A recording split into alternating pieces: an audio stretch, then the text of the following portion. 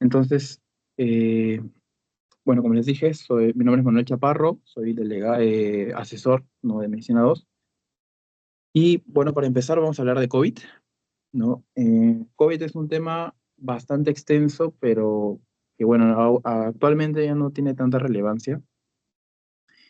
Por eso como que lo vamos a ver rápidamente, ¿no? Dentro de las generalidades del COVID, ¿no?, lo primero que tienen que saber son las características del virus, de la infección inicial, del método de transmisión, de la patogenia, etcétera, ¿no? Para poder más o menos entender cómo evoluciona, cómo se diagnostica, cómo se trata y por último cómo se puede prevenir, ¿no? O cuál es el pronóstico, ¿no? Entonces, dentro del COVID-19, el patógeno que lo causa es el SARS-CoV-2, como ya todo el mundo lo sabe. Y dentro de la infección inicial, lo que tiene que saber es el periodo de incubación, o sea, cuánto tarda en implantarse, replicarse dentro del cuerpo, y cuánto es el periodo que tiene de infectividad, ¿no? O sea, de poder contagiar, ¿no?, a los demás huéspedes. Dentro del periodo de incubación es de 2 a 14 días aproximadamente, pero normalmente en la mayoría de los casos suelen ser en 5 días, ¿no? Suele ser muy rápido.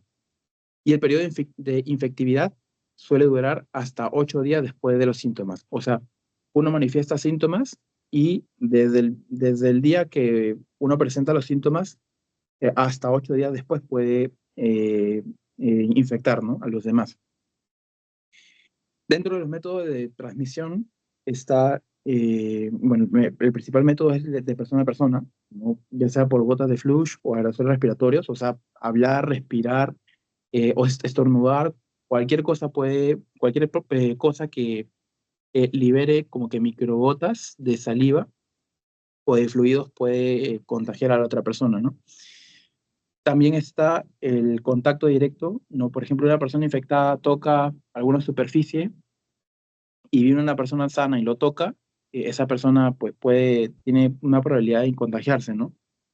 Hay también transmisión fecal oral, ¿no? Se ha demostrado, hay bastantes estudios que avalan este, es este, ese tipo de transmisión. Y el último es la transmisión vertical. No, las mujeres embarazadas, ha habido evidencia de que pueden contagiar por medio del embarazo o la lactancia a su propio bebé, ¿no? Entonces, de lo importante aquí también, dentro del COVID, es su estructura, ¿no?, como tal. Tiene proteínas que eh, tienen un rol importante en el ciclo de vida y en la fisiopatología, ¿no? En este caso, la que es más sonada y la más importante sería la proteína Spike, porque es la que permite entrar, o sea, la que permite el ingreso del virus a la célula huésped, ¿no? Y bueno, están las demás, que es la de envoltura, la de matriz y la de nucleocápside, ¿no? Entonces,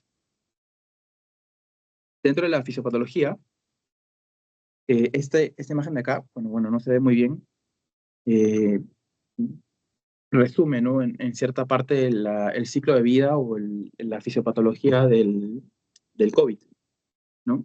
Y todo empieza con la proteína Spike y también un receptor que se encuentra en las células del propio cuerpo, ¿no? Que en este caso sería de la enzima convertidora de angiotensina 2, ¿no?, que es la que le da el punto de entrada o es como que la llave para que el COVID pueda ingresar al cuerpo. Entonces, el AC2 es la que cumple, como que la llave maestra, es el principal, el punto de entrada, y es la que hace que empiece esta fisiopatología, toda la patogenia, ¿no? A través de esta enzima, a esta proteína, se une, ¿no?, a la proteína Spike, y con esta puede fusionarse con la membrana de la célula y puede ingresar, ¿no? Entonces, ¿en dónde se encuentra esta proteína del AC2? Se encuentra en los pulmones, el corazón y en los riñones principalmente, ¿no? Porque son las que, en este caso el corazón, riñones, son los que regulan el sistema renina-angiotensina-aldosterona, ¿no? Entonces, de las manifestaciones clínicas del COVID, lo he dividido en estas dos tablas, en los síntomas y el curso de la enfermedad. De los síntomas, hay como que tres grupos: los muy frecuentes, o los comunes, los poco comunes y los raros, ¿no? Los más comunes es el COVID en sus manifestaciones clínicas se parece mucho a un resfriado, ¿no? Por eso era muy difícil de identificar quiénes tenían COVID y quiénes no, y por eso uno optaba a las pruebas de laboratorio, ¿no? Y también otro detalle que era parte del difícil diagnóstico era que muchas veces era asintomático, ¿no? No tenía síntomas y era difícil identificar. Entonces, ¿cuáles son los síntomas más prevalentes? Es la tos seca, la fatiga y la fiebre. ¿Y cuáles son los menos, como que normalmente aparecen? Es la falta de aire o la disnea, la pérdida de olfato o gusto, que también sucedía en una buena parte de las personas, la anorexia, mialgia, cefaleas, etcétera. Y los más raros, que eran los que ya comprometían, por ejemplo, un poco la vida, eran los eventos tromboembólicos y la dificultad respiratoria grave, ¿no? Y en este detalle de las manifestaciones clínicas, eh, un gran porcentaje de las personas cursaba con, un, eh, con una enfermedad leve, ya que en el COVID el 80% de las personas tenían sintomatología de un resfriado, ¿no? No tenía complicaciones y simplemente se resolvía en 1 o 2 semanas. Y el 20% del otro grupo de personas cursaba con una enfermedad más severa, ¿no? Podía cursar, en este caso, con una neumonía, con una inflamación del parénquima pulmonar. Podría aparecer también disnea, hipoxia, y la duración de la enfermedad era más larga, era de 3 a 6 semanas. Entonces, para el diagnóstico de COVID, se tienen como dos alternativas principales. Uno es la detección de antígenos y anticuerpos, ¿no? Que puede detectar de manera directa los antígenos o los anticuerpos del SARS-CoV-2. Y la ventaja de esta prueba es de que era rápida, era de bajo costo y era específica, ¿no? Te podía ayudar a descartar la enfermedad. La desventaja era que era menos sensible que que la otra, que es en este caso la reacción en cadena de polimerasa. Y en este caso, sí o sí, una persona que se hacía una prueba de antígenos para poder descartar necesitaba un PCR, ¿no? Y en el otro lado tenemos la reacción de cadena en polimerasa en tiempo real, que esta sí te permitía confirmar la infección activa por SARS-CoV-2, porque lo que hace es detectar el ARN del virus, lo convierte en ADN, por así decirlo, lo amplifica, o sea, como para verlo a amplitud, a más detalle, y luego de eso uno interpreta los resultados y con eso determina pues si es COVID o no, ¿no? Y en este caso, la desventaja que tiene el PCR es de que no te permite saber si la persona, o sea, después de la infección, si es inmune o no al virus, ¿no? Cosa que en el tema de los antígenos y anticuerpos sí se podía, ¿no? Entonces, dentro de otros hallazgos, dentro de los exámenes eh, adicionales, en la parte de imágenes, se podía visualizar como que ciertas lesiones que se comparaban mucho a una neumonía, no una neumonía severa. En este caso, en las imágenes de la tomografía de tórax, en una buena parte de los pacientes que presentaban COVID severo, se podía ver opacidades en vidrio esmerilado que se asemejaba mucho a una neumonía, pero un diferenciador que se podía ver era un engrosamiento de los septos del pulmón, que, bueno, en este caso en inglés se le conoce como crazy paving, ¿no? Que son como que estas lesiones que se ven acá, no sé si se puede ver bien, son como unas líneas que se encuentran alrededor de todo el parénquima, ¿no? Es propio engrosamiento de los septos bronquiales, ¿no? Entonces, este era un diferenciador y se podía ver solamente en pacientes que tenían COVID severo, ¿no? Que los que presentaban ya neumonía y bastante compromiso respiratorio. Entonces, por último, para acabar con la parte de COVID, dentro del tratamiento, pues simplemente sintomático ya hay bastante evidencia que respalda de que los medicamentos que salieron en su momento, ¿no? Como la ivermectina, hidroxicloroquina, ¿no? La acitromicina, o sea, no tienen fundamento para poder ser aplicados y es más, algunos suelen ser contraproducentes, ¿no? Entonces, si una persona tiene COVID, en este caso leve, ¿no? Que se asemeja a un resfriado, una influenza, el tratamiento es domiciliario y solamente tratar los síntomas, ¿no? O sea, tratar la fiebre, tratar la tos, tratar, ¿no? La congestión, etcétera. Pero para los casos más severos, los que son de moderados severos, que era más o menos el 20% de los pacientes, si es que presentan neumonía y dificultad respiratoria, se le da oxígeno. Y también para poder bajar la inflamación, ¿no? Porque en este caso, como el COVID, lo que produce es una cascada inflamatoria de citoquinas proinflamatorias, se puede usar corticoides sistémicos o algunos antivirales. Y como ha habido evidencia de pacientes que han tenido eventos tromboembólicos, también se puede realizar una anticoagulación profiláctica, ¿no? Se puede dar heparina de bajo peso molecular, heparina no fraccionada, fondoparinox, etcétera, ¿no? También para prevenir trombos, ¿no? Que se pueden provocar. Y por último, pues las medidas de prevención. Y en este caso, pues como todo el mundo lo sabe, la distancia, el lavado de manos, la vacunación que ya todo el mundo lo tiene, ¿no? Esas son las medidas que ya se implementaron y ya están establecidas en este momento, ¿no? De este tema, yo les recomiendo que se queden con el detalle de las tomografías, los hallazgos tomográficos y un poco con la interpretación de los análisis de laboratorio, ¿no? Esto sería lo más importante y lo que es realmente lo que deben saber no de este tema. Entonces, ya. Hasta ahí termina COVID. Ahora vamos a pasar a EPIT, que este EPIT ya es un tema más, un poquito más interesante, un poco es más relevante, porque esta sí les van a preguntar. Entonces, el EPIT, o bueno, de sus siglas es Enfermedad Pulmonar Intersticial Difusa.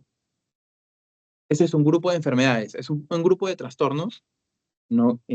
Trastornos pulmonares que, o sea, todos comparten una característica en común. O sea, todos producen una reacción inflamatoria y todos terminan en una cicatrización progresiva. O sea, todos terminan en fibrosis. ¿No? Por eso es como que los agrupan todos. Es como que porque tienen la misma patogenia, misma fisiopatología y en este caso todos producen, pues, en este caso fibrosis, ¿no? Dentro del EPIT se va a clasificar en tres grupos. Tienes el de causas conocidas, la neumonía intersticial idiopática y las causas primarias o asociadas.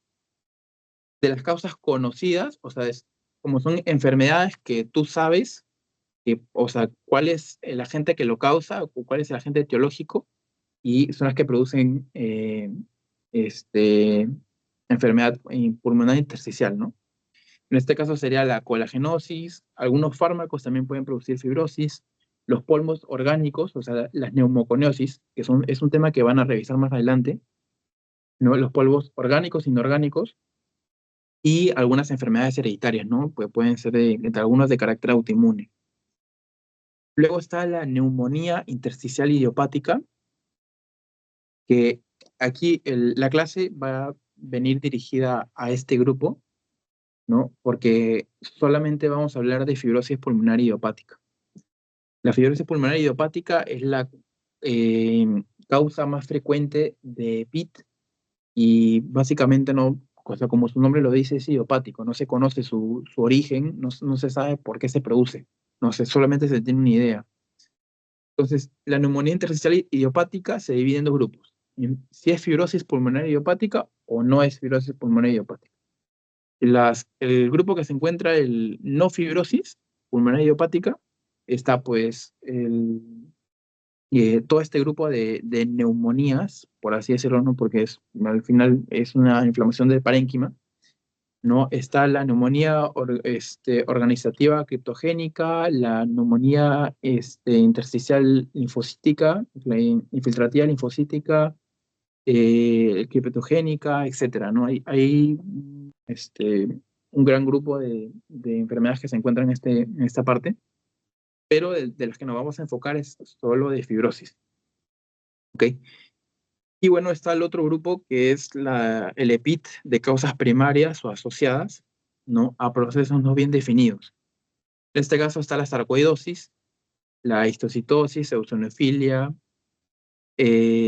microlitosis alveolar, amiloidosis, ¿no? Que también son procesos autoinmunes que no se sabe muy bien por qué se producen, pero bueno, ese no es tema de la conversación de ahora. Como les dije, ¿no? En esta imagen de acá, o sea, la mayor causa o la principal causa es la fibrosis pulmonar idiopática, ¿no? Y luego le siguen las demás, que son las menos frecuentes. Entonces, de la fibrosis pulmonar idiopática, como les mencioné anteriormente, es el tipo más común de PIT.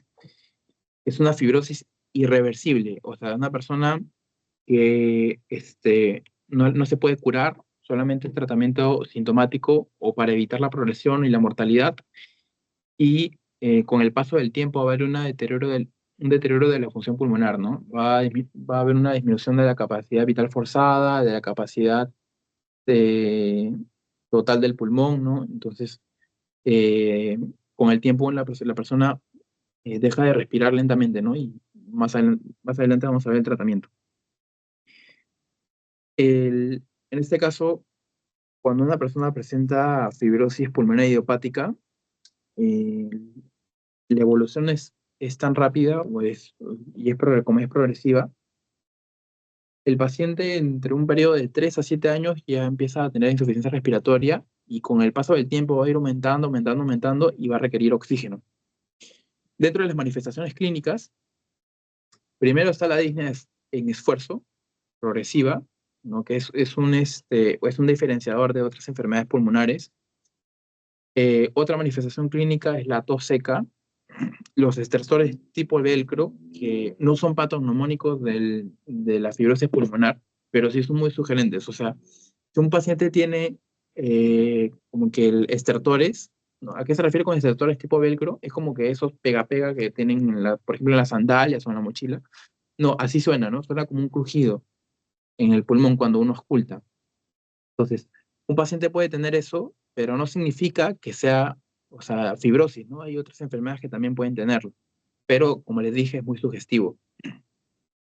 Y lo otro es el hipocatrismo digital, ¿no? Que es estos dedos en palillo de tambor que pueden ver acá, que ya deben haberlo visto en medicina 1, ¿no? Y esto se debe, pues, por la insuficiencia respiratoria, ¿no? Entonces, ¿cómo hacemos con el EPIT? ¿En qué pacientes yo debo sospechar de PIT? En pacientes adultos mayores, porque es más frecuente, o es, pues, básicamente, la mayoría de los casos es en adultos mayores de 60 años.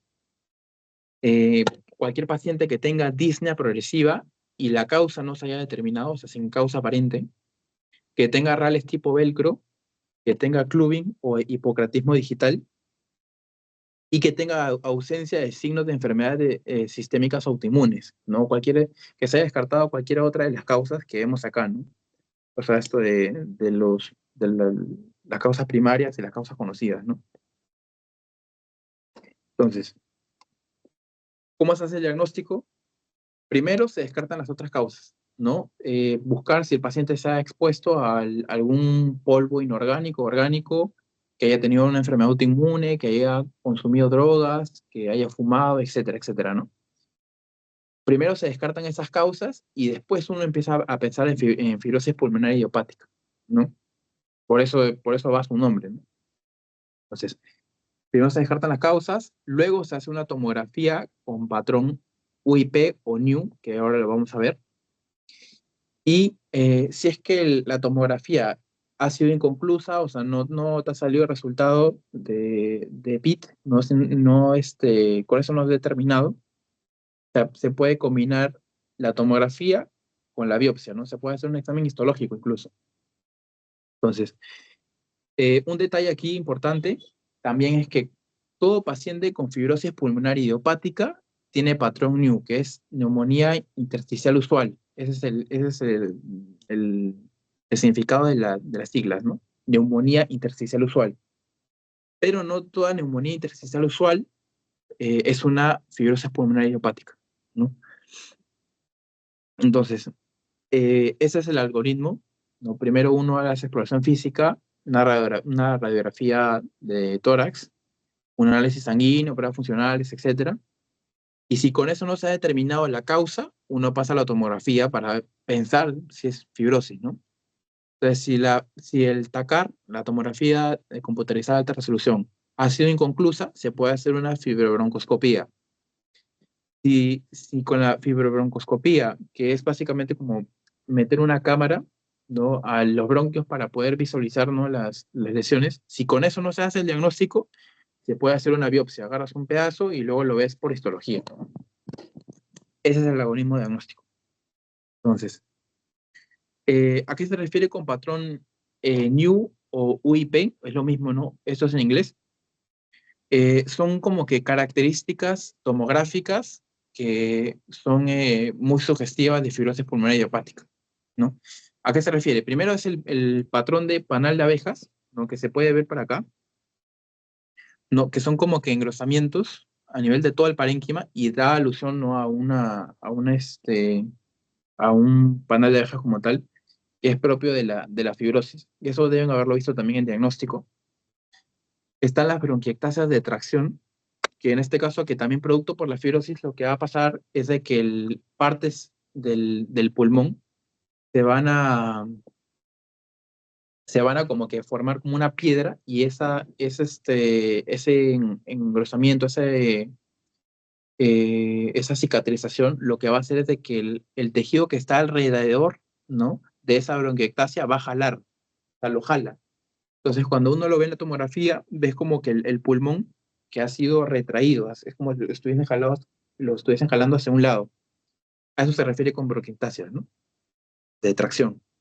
Y luego está el patrón reticular, ¿no?, que también se puede ver por acá, si no me equivoco, ¿no? También son líneas engrosadas que se puede ver a través de todo el parénquima, ¿no? A eso se refiere con el patrón UIP. Esto probablemente lo más importante de fibrosis pulmonar, ¿no? Que apréndanse este patrón, apréndanse las tres características principales, porque eso les van a preguntar, o si es que ya no le han preguntado en pase de visita o en los exámenes. Entonces, ok. Ya por último, para finalizar con el tema de fibrosis, porque bueno, no es un tema que vayan a profundizarlo tanto, vamos a ir con el parte del manejo, del tratamiento, ¿no? El tratamiento y el pronóstico. Para la fibrosis pulmonar idiopática no hay una cura como tal. Eh, Lamentablemente, o sea, simplemente se puede prevenir o se puede evitar de que progrese más, o se pueden evitar las exacerbaciones, ¿no? Porque es como el EPOC, por ejemplo, que lo van a revisar. Hay momentos en donde un paciente con fibrosis pulmonar puede empeorar sus síntomas, ¿no? Eso se llama exacerbación, empeoran sus síntomas y va a tener mayor disnea, va a tener mayor tos, va a tener mayor sintomatología, ¿no? Entonces, el tratamiento va para ese lado, es tratamiento sintomático. Entonces, en este caso hay tratamiento farmacológico y no farmacológico. Del no farmacológico se da oxígeno suplementario, ¿no? Para suplir un poco esa pérdida de la capacidad del pulmón, ya que ya como está todo cicatrizado, ya no cumple su función de difusión alveolar, ¿no? Y el tratamiento farmacológico, hay algunos fármacos que se le conocen como antifibróticos. En este caso es el pifenidona y el nintedanib, ¿no? Que lo que hacen es evitar que, que el pulmón se siga cicatrizando, que siga colapsando, ¿no? Y para